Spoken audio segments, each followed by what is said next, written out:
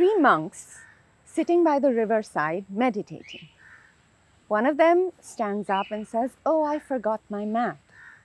And he walks across the river to the other side where the hut is and comes back with the mat. In a few moments, the second monk stands up and says, "Oh, I forgot to dry my washed clothes." And he too crosses the water and comes back in a few minutes. Now the third monk, he's been watching them intently, and then he feels this urge to prove that he too can walk on water. So he stands up and he stomps to the edge of the river and says, "I too can walk on water." And he puts his foot onto the water and steps inside the river and whoosh, falls waist down into the river. And he scrambles up again and tries one more time and again, over and over again. And the 2 monks, they've been watching this performance with some amusement and a lot of compassion, until one of them turns to the other and says, "Shall we tell him where the stepping stones are?" The Vietnamese monk, Thich Nhat Hahn, he says that the miracle is not to walk on burning coal or in thin air or on water. The miracle is just to walk on the earth. When we walk in a way that helps us connect with the earth, helps us unite our body-mind and feel a sense of groundedness in the present moment. That's called walking meditation. Walking is something that we do automatically, regularly. There's no training or technique required for it. But when we bring mindfulness to walking, we begin to make it meditative. Mindfulness makes the automatic conscious. And we can set the intention to pay attention to our bodies with an attitude of kindness and openness, and bring a heightened sense of curiosity to something that we are so familiar with and so used to, so that it begins to appear new and fresh, like a beginner's walk. Again, in the words of Thich Nhat Hahn, we can walk as if we are kissing the earth with our feet. Scientific research speaks about the immense benefits of walking meditation.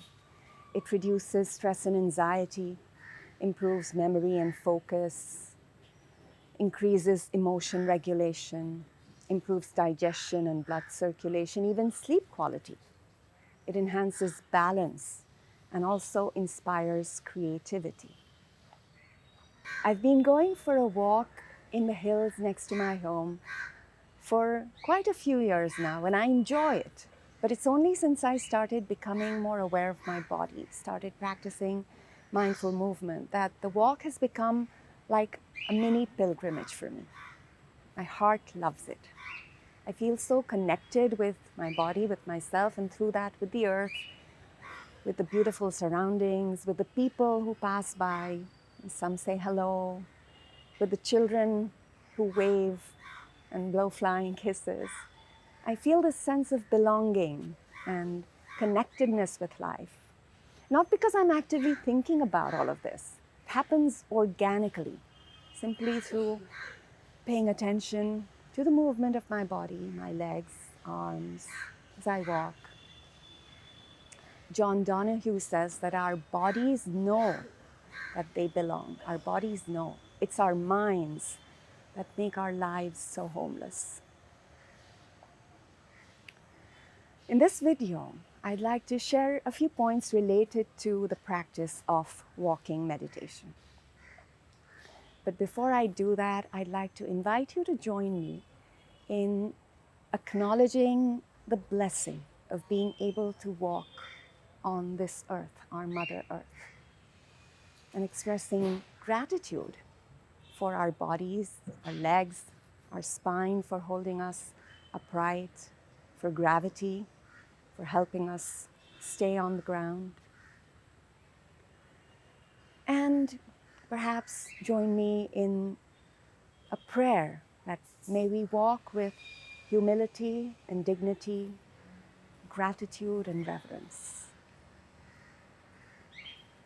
Now, coming to the first point, walking meditation. One of the most helpful, straightforward instructions, guidelines for walking meditation is, when walking, just walk.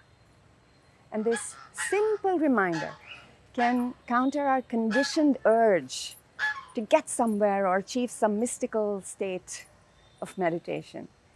This reminder it invites us to settle back into the simplicity of the body, the simplicity of the present moment. And for so many of us, simplicity of this kind is difficult, sometimes even impossible to experience, because we're so caught up and entangled in the complexity of life, lost in thought.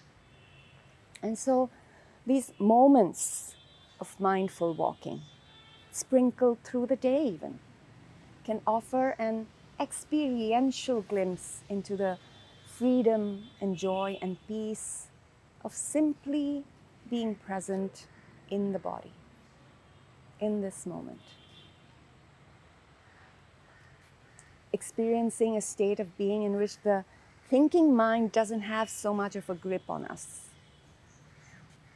Let's go a little bit.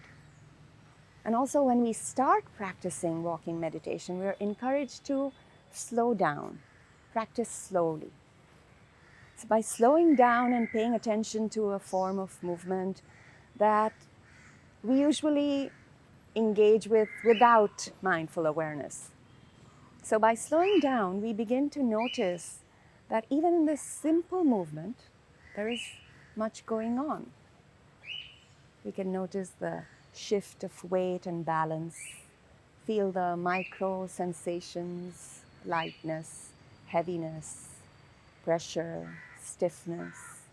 We can begin to appreciate and tune into these subtle aspects of our being.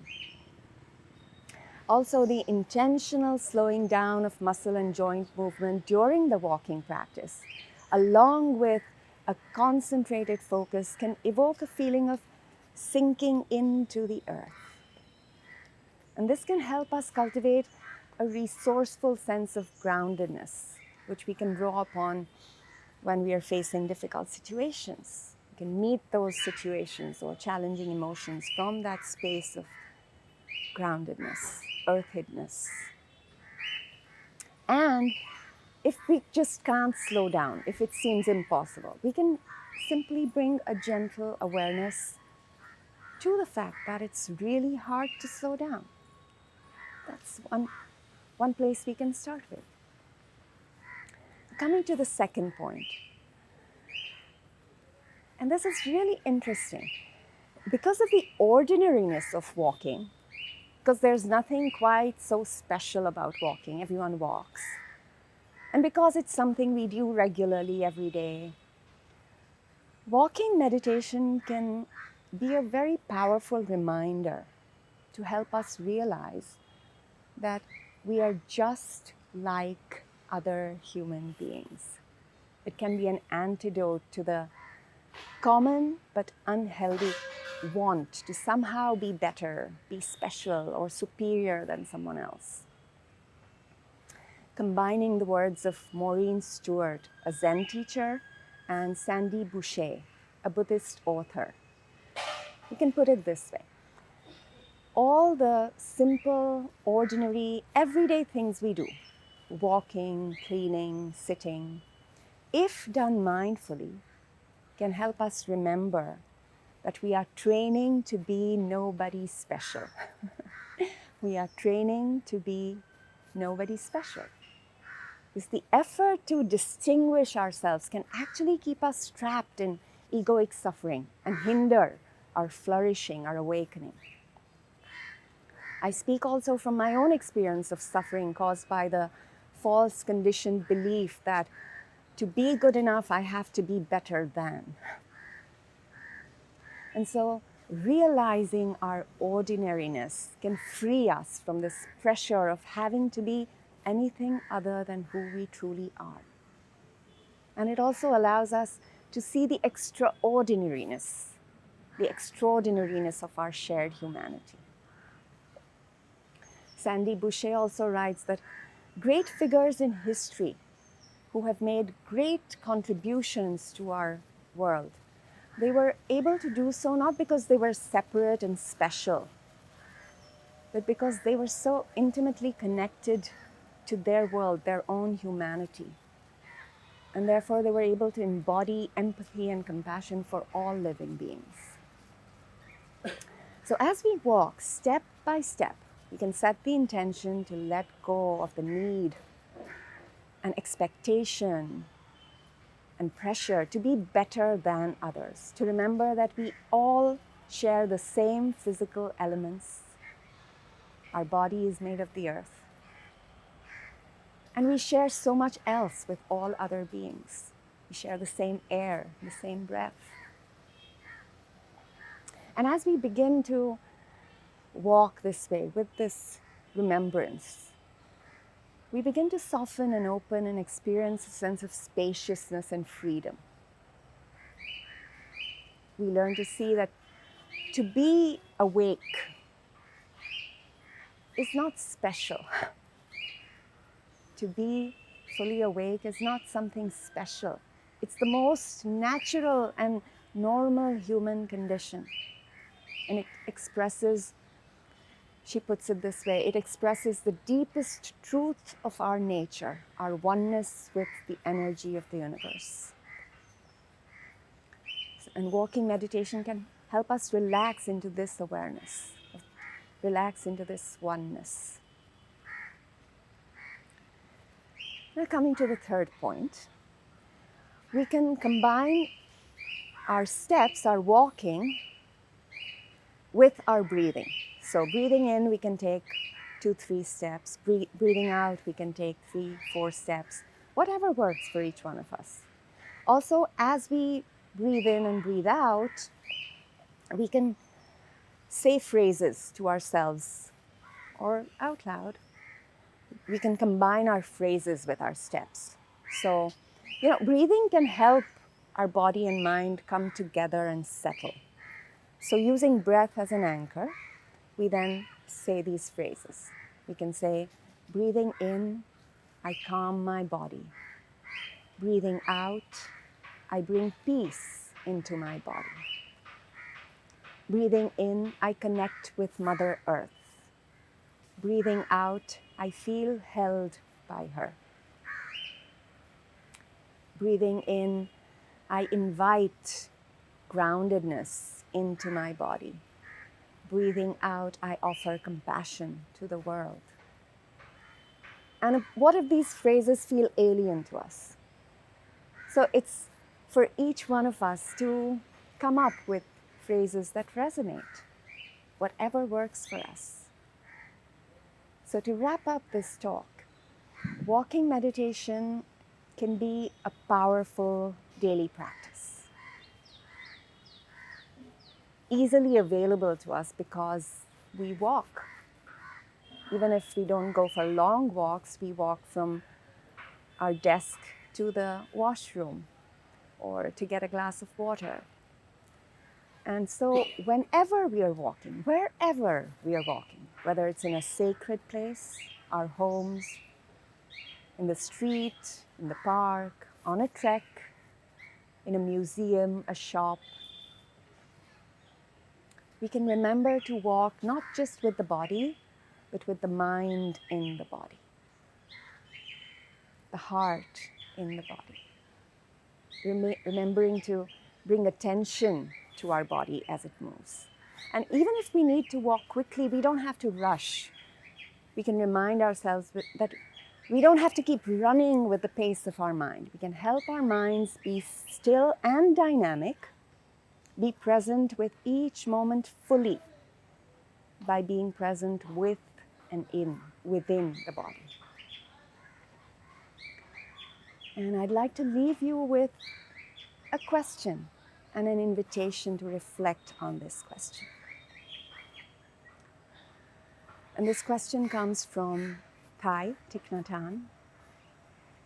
He says, what if every step you took deepened your connection with all of life and imprinted peace, joy, and serenity on the earth? What if this was possible, that with every step we did our small bit to contribute towards the healing of our planet by bringing peace into our body, peace into the earth, step by step. Thank you for your kind attention.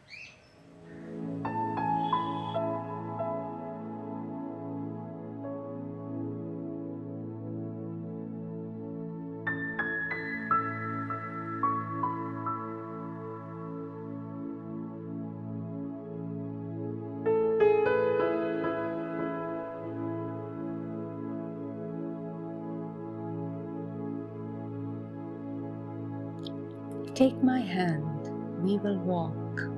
We will only walk. We will enjoy our walk without thinking of arriving anywhere. Walk peacefully, walk happily. Our walk is a peace walk. Our walk is a happiness walk. Then we learn that there is no peace walk, that peace is the walk. That there is no happiness walk, that happiness is the walk. We walk for ourselves. We walk for everyone, always hand in hand. Walk and touch peace every moment. Walk and touch happiness every moment. Each step brings a fresh breeze. Each step makes a flower bloom under our feet. Kiss the earth with your feet. Print on earth your love and happiness. Earth will be safe when we feel in us enough safety.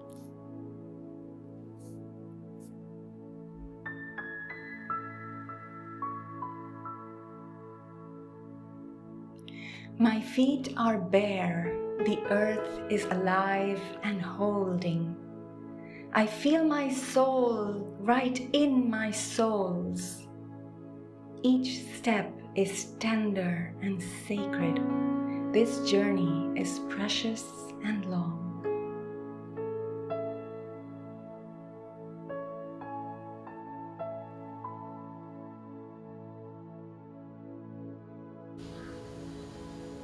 So, Hi, Praveen.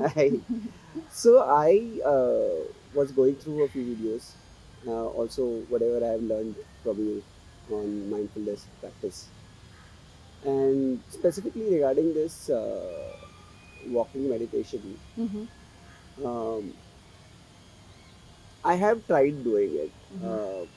So earlier, whenever I used to go for a walk or a jog, I used to basically carry my earphones and then walk, either listening to a podcast or a song or things like that. Right? And I tried doing the mindfulness walking, and um, the the the issue that I face is I basically am not able to. Yes, I focus on my feet and see which part of my feet is basically touching the ground, and from there I basically take the consciousness. Okay, but because I'm walking constantly, since everything is in motion, my mind doesn't stop. Like when you are sitting and I'm doing it, I'm able to focus on the mind here. And there are so many disturbances also, even if it is a natural thing also, still there are thoughts which will come even if you are in a green space and in a natural environment. Still you have that disturbance. So how do you meditate? I still, the initial part is good and you also feel that, but I can't stay with it. So how does that? I think I understand what Yeah, you're saying. Thank yeah. you for sharing that. I want to clarify a couple of things. So Yeah. when you're walking, are Yeah. you listening to the podcast? Or No, music? I've stopped doing that Ha, ha, for ha. doing this Okay. mindfulness meditation. All Yeah. right, got it. And Yeah. then when you say there are disturbances, do you Yeah. mean outside? Yeah, when you're walking, But for it's a example, the chirping of the birds. yeah. Oh, okay. So you Yeah. are. Yeah. So I'll invite you to reframe Yeah. your understanding of Okay. Okay. walking meditation, mindfulness Yes. meditation, Yes. walking meditation. Yes. There are no disturbances. Okay. Okay. And what I mean by that is, whatever is supposedly causing a disturbance Mhm. is, we perceive that as a disturbance because we are judging that as a disturbance. Okay. Whatever we are hearing or Mm. seeing Mm. is part of reality. Right. So, one of the purposes of meditation and mindful walking and mindfulness overall is to help ourselves not get caught up in judgment, Okay. in labeling that Mm. this is a disturbance and this is not. Mm. And if the mind says that this is a disturbance, if that thought comes, we let it come and we let it go. We don't latch on to it and believe it. Okay. So now you're walking with that intention to just be present. And as you said, as you walk, your attention is on the feet and thoughts are going to come. So that's another premise to remember. Yeah. I usually say, let's humbly accept that we are human. Mm. The nature of the mind is to wander. It is going to think. It's unrealistic to expect that the thoughts will not come. Mm. So, with that acceptance, bringing attention to the feet or to any part of the body as it's moving, walking, and then suddenly we notice, oh, I'm thinking about dinner, or I'm thinking about my work, or something. Yeah. So that moment is called the golden moment, oftentimes in mindfulness practice. Okay. So in that moment, what usually happens is we, due to misunderstandings also, and due to how we are conditioned, we judge that, oh, this should not be, I should not be thinking about this. Mm-hmm. I'm not meditating correctly. I'm not doing this rightly. All of that comes, let it come, just notice it. And again, I shared this in another context as well. It's like a little bit like taking a risk. Taking a risk to not believe what the mind really is saying to us, but taking the risk to just not believe that. Drop that thought, in the sense, not push it away. Let it be and bring attention gently back to the body or feet or breath. And then again that will happen. So that is what I'm saying, is that is bound to happen. The mind wandering is very normal. Yeah. So it's not about stopping the mind from wandering. The practice is about returning to the body, returning to the breath, returning to the present moment through sensation, through focus of attention on sensation, on the sensation in the body, breath, feet touching the ground. Okay. So just the technical part of it is, when that golden moment happens, am I supposed to bring back my attention to my breath, or am I supposed to bring back my attention to my feet as they're touching the ground? Whatever draws your attention. Let attention in the body or breath, wherever it's calling you. It could be feet, it could be breath, it could be your back, it could be the movement of your hands. Anywhere in the breath or body, or if you want to bring it to the feet, just. So I guess another response to what you asked is, the mind wants specific instructions. This is what you need to do. Yeah. And if that is helpful, then maybe to start with, okay, whenever I notice myself getting caught up in thinking, I'm just going to gently, and this is key, gently bring back attention to the feet. Yeah. And then as we deepen in our practice, those instructions also, kind of dissolve in a way that, okay, we're bringing attention back to the body, where the attention, wherever the body is calling for attention. It could be the feet, it could be the breath. Is there any specific, is this just another kind of meditation, or is there a specific benefit that you get out of walking meditation?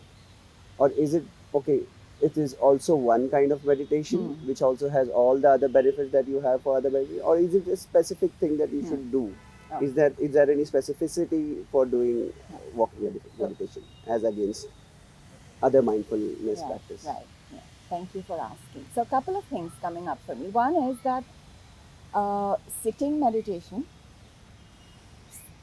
some or many people actually find it challenging, and that's a process to to increase the time duration. That's one part of it.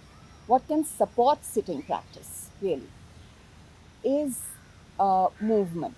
So, walking meditation is a mindful movement practice. Now, the wonderful thing about it is that we are walking generally, even if we are not going for long walks, we are still walking from the chair to the bathroom or to get a glass of water.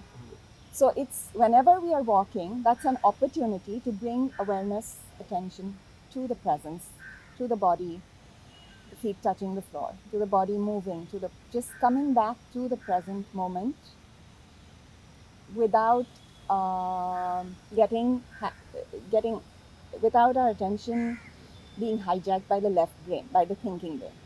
Okay. So that's, I think that's the, again, as I said, a Understood. wonderful thing about walking meditation is we can do it. Mhm. We walk, Mhm. so we can do it whenever we are walking. We can bring some attention to Mhm. our walking, to the body as it walks. So, is the aspect of making meditation as a part of your lifestyle and not keeping meditation completely aloof from the lifestyle and just as an exercise, is that the objective? So that because we walk a lot, for everything that we do, we have to, as you rightly said, from the chair you have to go to some place and not just walk in the morning. So you are saying that we will have to walk a lot and lot of times, and doing this is basically bringing meditation as a part of your lifestyle.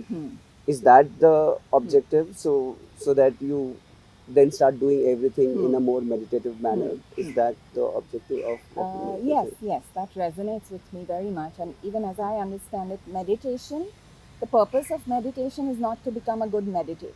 Yeah. This is said Yeah. many times in Yes. mindfulness circles. Yeah. The purpose of meditation is to live life Yeah. with openness, with Yeah. acceptance, with trust, grounded in the reality of the present moment, without losing, um, without losing perspective, Yeah. without losing awareness of the past or the future. Sometimes that is a misunderstanding. Yeah. But our grounding is in the present moment, Yeah. because the power of choice is in the present. Yeah. So, walking meditation, as you just said, Yeah. helps us to bring meditation to life as Yeah. we live it. Yeah. And again, there's this concept of formal practice and informal practice. Okay. So, formal practice of meditation is the sitting practice, and even walking meditation done with the purpose of just walking mindfully. I understand that as also as formal practice of Okay. mindful movement. Okay. And then the beautiful thing about formal practice and the purpose again is that it, as we deepen in our formal practice with consistency, with regularity, with a gentle effort, Yeah. it very naturally and organically overflows into informal practice, Understood. which is actually real life. So I understand that, and also and I also resonate with that. What I also do is, if that's the idea, for me, I'm digressing slightly off topic over here, is I drive 4 hours a day. Yeah, 2 hours to work and 2 hours Wow. off work, right? So is that something that I can do while I'm driving? Is there something that just like, is there a driving meditation? Is there something that I can be conscious of when I'm driving, because that's a huge chunk of my life, Yes, right? yes, 4 hours a day. yes. That's a So lovely yeah, so is question. there something that I can do in that space? Yeah. And if I want to do it, how do I do it? There is and it's extreme because you have to focus. You're driving. It's not that you can Yes, be aloof. yes, And can I yes. still be meditative enough when I'm driving? And how Yeah, do I do that? yeah, yeah. Thank you. That's a lovely question. And I, I really like the driving meditation concept. Yeah. And someday that will be, Yeah. um, spoken about more Yeah, as a yeah, real practice. yeah. So what's coming up for me, a couple of things. One is I remember a friend of mine who was to drive about 9 hours, 8, 9 hours from a town in the north to Delhi. And I had asked them if, they would be okay driving on their own. And they had told me, this is a few years ago, they said that, yes, it's meditation for me. Okay. I love it. I love long drives because it's meditative for me. Yeah. So again, what you said about having to focus on the road, the safety Yeah. of yourself and everyone Yeah. else Yeah. there. And so that's the aspect of, we are not losing touch with reality Yes, during true. meditation. Just We are like when we are bringing walking, we know attention everything that is happening to around. Yes. reality. Yeah. There is Yeah. no disturbance or Yeah. distraction. We Yeah. name it that way, Yeah. but actually that is the field of the practice. Correct. So one concrete suggestion that I will offer you is to be intentional during the driving, that okay, intention is to be present. And what that also entails is the effort. Intention always needs to be followed up with consistent and gentle effort in order to help ourselves align our action with the intention. Otherwise, there's a saying, the road to hell is paved with good intentions. True. So intention is a powerful starting point, but then how do we follow that up Yeah. with gentle and consistent effort whenever we notice our mind, our attention caught up in thinking? When the left brain hijacks our attention, that moment, the golden moment, we take that as an opportunity to bring attention back to the present. And what helps us bring attention back to the present and not stay caught up in thinking is the body, the breath, because the body is always in the present. So while driving, your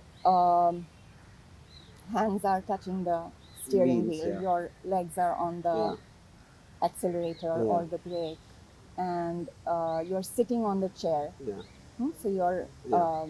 sit bones are Yeah. on the seat, your Yeah. back is maybe touching the back of the Yeah. seat. So any of those points, Yeah. they can be an anchor. Yeah. They can be an anchor as you're looking, aware of the road, the safety, where you need to go. Okay. And your attention is also grounded in that anchor of touch, perhaps. Okay. And then again, remembering, I say this again, I've already said it, but I'm repeating it because I think it's really important to remember that the mind is going to wander. Sooner or later, we do find ourselves getting caught up in thinking or problem solving or planning or worrying or whatever that form of thinking takes. Right. And in that moment, we just bring, it's not that that's not important. It's just that getting caught up in that is not serving us or anyone Yeah. else. Yeah. Yeah. So we bring back attention to the present moment through touch, through the body. Okay. Understood. And whenever there is this golden moment, where it's a very good term, I think, to know exactly when you're just drifted a little bit off. So coming back for that anchor, anything can be used as an anchor. You're saying to come back to, could be the noise coming from the AC, Yes. the air that you feel on the Yes. skin, or you're holding the wheel, as you rightly said. So I have to just bring back to that particular thing. Yeah, and getting the grit or the because the anchor could be the noise, which could be of the engine, or the anchor could be the touch, or the anchor could be the feel on the skin, of Any the of air the blowing. Yeah, senses. we can bring any of these senses as an anchor, is what you're saying. And as you use the word, I think, not being very harsh on yourself, but gently bringing. Gently is the word, basically. I think gently bringing back to the anchor is something like that. With I think, gentleness, with compassion. And yeah. again, to add to what you're saying, we need to look at the road. Yeah. So that could be the anchor. The road itself could be the visual anchor. What happens oftentimes with some of the anchors is that, we start thinking about the sound that we are hearing, or what we are seeing. So then that we get caught up in the thinking mind.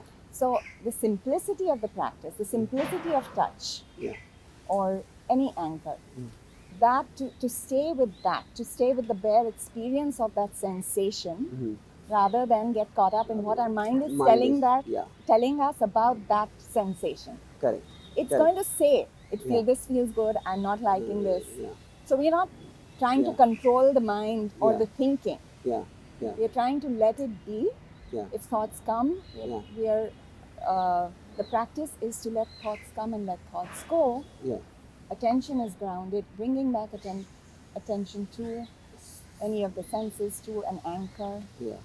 where our grounding is in the present moment rather than Yeah. the abstractness of Things thought around you. Yeah.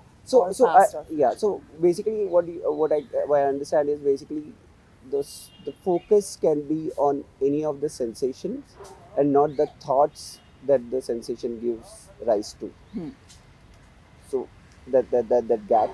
So maybe focus just on the sensation, Yes. So and that sensation could be visual or yeah. auditory or tactile.